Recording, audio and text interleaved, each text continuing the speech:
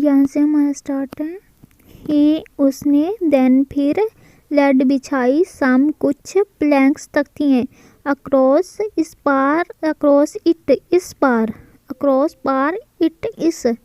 Par to prevent बचाने के लिए द फ्लोक रेवड़ को फ्रोम से वेंटरिंग भटकने से अवे ड्यूरिंग दौरान द नाइट रात के दौरान।